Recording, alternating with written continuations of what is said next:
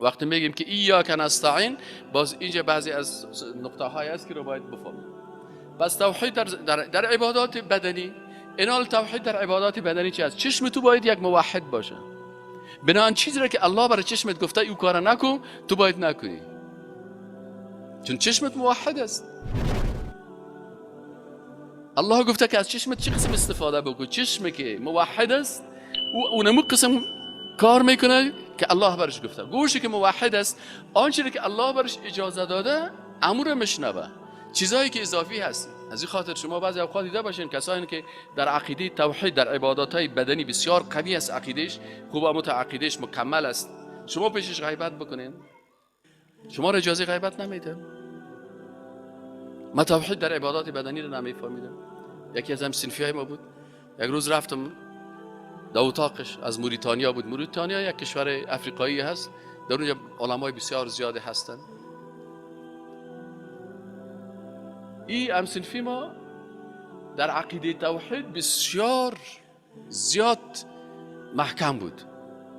من فقط در اتاق از این گفتم که والا در اتاق ما یک کسی هست یمی دروازه را تیز میزنه، مرا به خونه میمانه. همه قدر گفتمش از این اتاق خود شکایت کردم که دروازه را به زور میزنه. بعضی کسا عادت داره که در اتاق داخل میشه، در لیلی اکثرا جوانا از اتاقهای خود شکایت دارن، همی ادب مراعات نمیکنن. وقتی که میبرایم دروازه را میزنه، وقتی که میبرایم دروازه را میزنه و رادیو را بلند میگیره و تایپ و کتاب خودم به زور میپرته و الماری را باز میکنه، این مشکلات است. من یک کس در اتاقم عمد دروازه را که زد از خواب بیدار شدم، بسیار خسته شدم که این چیزو نگفتم. به خاطر ازی گفتم خب گناه داره که حالا من کسی ام اتاق خود مقال جنگ بکنم. رفتم همین شکایت ما به می همسن فیلم کردم. این خبر نه که این صنفی ما در توحید بسیار مقامش بلند است، بسیار توحید میفهمه. مجردی که من شروع کردم که گفتم این در اتاق ما یک کسی دروازه را زد و مرا به خونه ماند، دیدم یک دفعه گریه را شروع کرد. شیخ ماذا بك؟ چون عربی گپ میزنیم در پانتون است. ماذا بك؟ گفتم ماذا حدث؟ چرا گریه میکنی؟ برای ما گفت یا اخی، او برادر عزیزم، چای برات ندادم. دادی؟ چاکلیت برات دادم. آماندی؟ احترامت نکردم. کردی؟ دوستم نیستی؟ گفتم هستم. خیلی پیش تو تاختم. خیلی چرا مرا به دوزخ رایی میکنی؟ گفتم چی کردی که به دوزخ؟ گفت رسول الله صلی الله علیه و سلم میگه المستمع احد المخطابین. تو غیبت کردی، من مستمع. و کسی که غیبت میشنوه او هم چی است؟ غیبتگر است. غیبت کننده تنها او کسی نیست که غیبت میکنه، بلکه کسی که بر غیبت از کله خود شورک میته که بله راست میگی. این هم رسول الله صلی الله علیه و میگه که المستمع احد المخطابین ادخلتنی فی النار. و توی شروع کرد که میفهمی که الله در قرآن میگه ایحب احدکم ان یاکل لحم اخیه میتا فکرهتموه. من برای تو چای شیرین دادم، من برای تو چاکلیت دادم، تو گوشت مرده را برام دادی، گوشت مرده را گفتی بخور. غیبت و گوشت مرده هست، گوشت مرده را مردم نمیخورن، تو چرا این کارو کردی؟ یعنی به اندازه گریه کرد که تا چند سالی که صرفی ما بود دیگه من همین جرأت نمیکردم که از کسی پیش بیام. این توحید میگه در چی؟ در عبادت سامعه، در محسوسات، در گوش. این حالا فکر بگو که چقدر کلماتی که الله را راضی میسازه میشنوی و چقدر سخنهای را میشنوی. از این خاطر انسانایی که توحید قوی دارن همین موسیقی را اگه برش چالان کنی میلرزه میلرزه. گوشهای خود زود انگشتای خود در گوشهای خود میگیره که من نشنوم. چرا؟ به خاطر از اینکه مخالفت هم این التوحید در عبادت ما در هر عضو موی ما عبادت داره. موی ما عبادت داره، روی ما عبادت داره. بعضی کسا شیطان غافل ساختش میگه مویه به عبادت چی؟ نه، رسول الله صلی الله علیه و سلم را ما تقسیم کرده مویه. گفته یکی حلق است، یکی قصر است، یکی قضا هست. حلق مکمل سرت کل میکنی، کت پل ریش کلش میکنی. قصر چی هست؟ کل سرت به یک اندازه کم میکنی. قضا چی هست؟ نصف سر کلو کم میکنی، نصف سر دیگه پوپک وارو میمانی. و رسول الله صلی الله علیه و سلم نهى رسول الله صلی الله علیه و سلم عن القضا. رسول الله صلی الله علیه و سلم از چی منع کرد؟ از قضا بسیاری کسا رو ببین من موحد هستم، ماشاءالله موحد هستم. کلی قضیه چی است؟ کلی موحد نیست. کلی چی است؟ چرا؟ دمی چیزا اگه شما برین دمی سلمانیا وقتی که میرین اونجا دادانا کله را مانده، میگه خب عزیزم بله کلیت مثل اونجا یک ساز کی هست؟ یکیش یهود هست، یکیش نصرانی هست، یکیش هندو هست، یکیش کافر مرتد است، یکی بت پرست است، یکی امیتاب بچن است که مثلا پیش گاو سجده میکنه. خب میگه حالا کلیت را مثل از پرستنده گاو جور کنم، کلیت مثل پرستنده صلیب جور کنم، کلیت مثل از جوار جور کنم. این حالا هر کسی یک فرمایش میده. این حالا تو که مسلمان هستی برای چی میگی سر مرا مثل سر رسول الله صلی الله علیه و سلم جور کن؟ پس اگر محیط هم به طریق رسول الله صلی الله علیه و سلم جور کنی تو با محیط عبادت میکنی. با رویت این حالا وقتی آدم ریش میمانه، ریش هم سفید میشه و کمک زیاد میشه و چی میشه؟ وقتی که داینه سیل کنی هیچ تو مقبول معلوم نمیشی. اما اینمی چهره را الله دوست داره برای مردم. رسول الله صلی الله علیه و سلم دوست داره. شاید که مردم چهرهت خوشش نبه اما الله خوشش میه. اما وقتی که کل میکنی جل و بل میکنه شاید این کافرها خوششان بیاد. تلاشی هم بگه دیش اشکال است اوکی برو اشکال گو. اما الله همیره خوش نداره. پس حالا در رویت میخوایی که الله را خوش بسازی یا مخلوقه؟ الله را خوش میسازی؟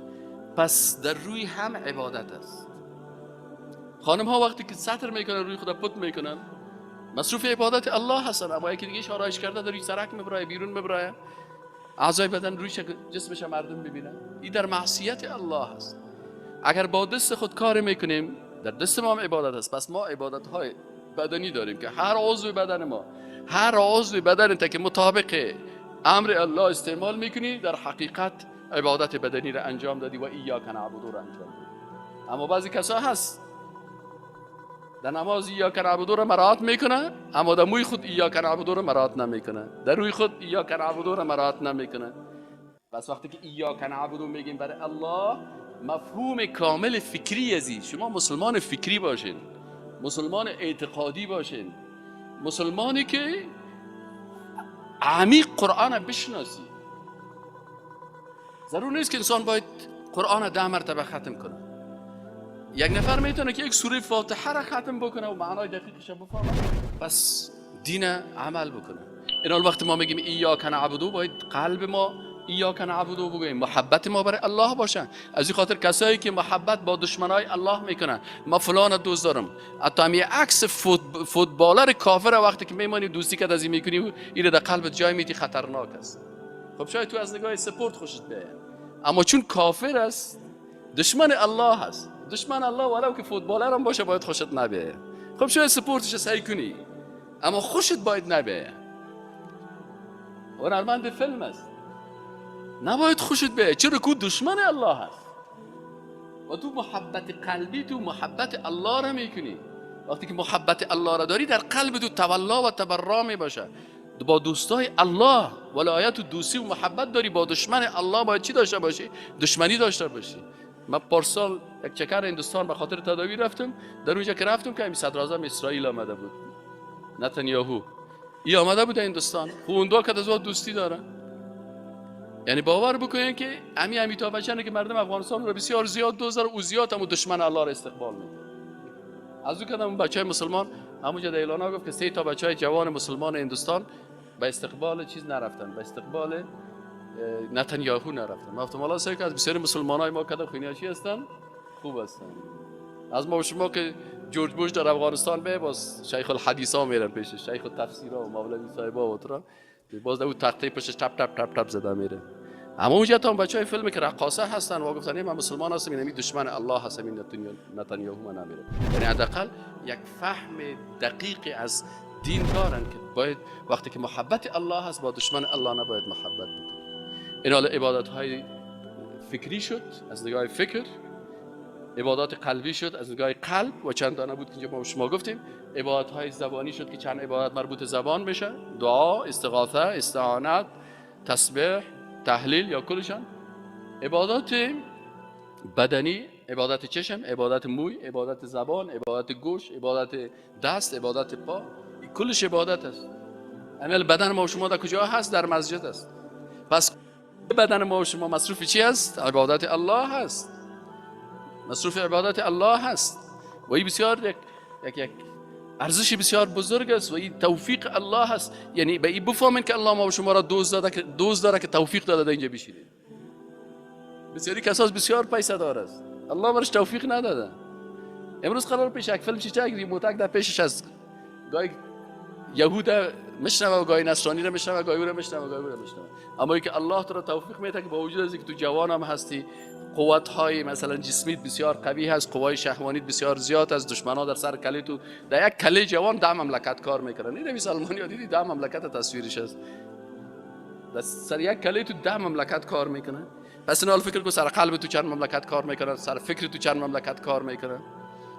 این حال چی است؟ توفیق الله هست که مثلا بر ما تو الله توفیق داده که میایم در خانه الله در ماه مبارک رمضان و در اینجا میشه و آیات قرآن به شکل میخوانیم که فکر ما را فکر قرآنی بسازیم، فکر ما را مطابق قرآن و سنت بسازیم.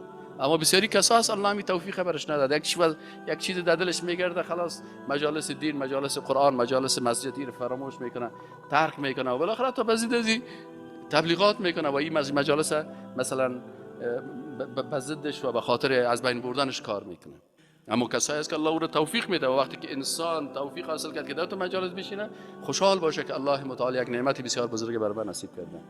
عبادت دیگه عبادت مالی هست.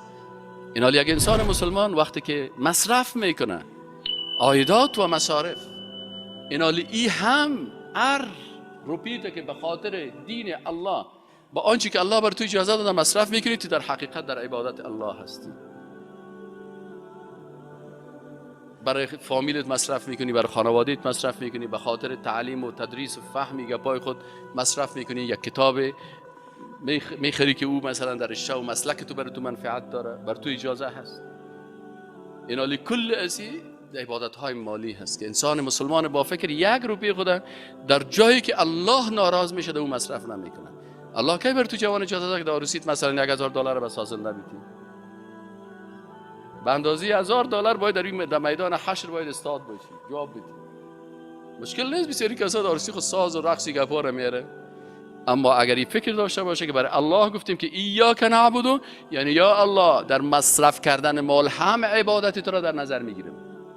ایاک نعبد چه قسم تفسیر میشه در عبادات مالی که یا الله در مصرف کردن مال هم، چرا مصرف کردن مال هم عبادت است، در اینجا هم عبادت خاص برای تو مال خود مصرف میکنیم. ایاک نعبد و عبادت های تشریعی است، عبادات قانونی هست. الشارع است که دیروز ما و شما خواندیم، السیاده المطلقه که برای ما شریعت تعیین میکنه، ارزش ها را تعیین میکنه. برای یک مسلمان الله هست که ارزش ها را برای ما تعیین میکنه. این حال وقتی که ما در مسائل قانونی میایم، در اونجا هم یک مسلمان میگه که یا الله ایاک نعبد، وقتی من عبادت قانونی میکنم بغیر از شریعت تو، قانون کسی دیگه را بالای خود تطبیق نمیکنم. از این خاطر یک مسلمانی که ایاک نعبد را عمیقا با فکر و با عقیده میشناسه، این نمیتونه سیکولر شود. سیکولر کسایی میشن که قرآن را نمیفهمن، یا کسایی میشن که قرآن لفظی خواندن، یا مسلمان تذکره یکی است. اما کسی که مسلمان حقیقی هست و میفهمه ایاک نعبد که برای الله در هر رکعت نماز ما میگیم که یا الله تمام عبادت ها و در جمله از یا قسم ششم عبادت ها که عبادت های قانونی و تشریعی است، من این خاص برای تو میکنم. تو استی یا الله که برای ما قانون تعیین میکنی، تو استی یا الله که ارزش ها را برای ما تعیین میکنی، یا الله تو برای ما تعیین میکنی که چی خوب است، چی بد است، چی حق است، چی باطل است، چی درست است، چی غلط است، چی جایز است، چی ناجایز است. الله یفتیکم فی الکلاله، اصلا فتوا که میده، حکم که صادر میکنه الله هست. از این خاطر میگه وقتی یک مفتی فتوا میده باید از الله بترسه که حلال الله را حرام و حرام الله را حلال بر مردم بیان نکنه. ایناله به این حساب وقتی که ما الله را با قوانین هم با تطبیق قوانین و پذیرش قوانین هم عبادت الله را میکنیم و در هر رکعت نماز میگیم ایاک نعبد و ایاک نستعین، باز ما نمیتونیم که بغیر از الله بریم قانون کسی دیگه را بپذیریم.